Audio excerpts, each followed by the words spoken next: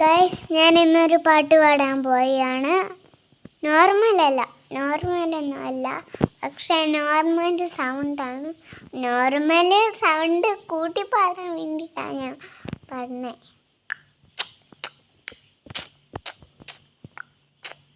കൺമണി അൻപോട് കാതൽ ഞാൻ എഴുതും കവിതേ, പൊന്മണി വീട്ട് സോഗമാ ഞാനിങ്ക സോഗമേ, ഉന്നെ പാർക്കിൽ കവിത കൊട്ടുതു അതെഴുത നിനക്കിൽ വാദ്യമുട്ടു.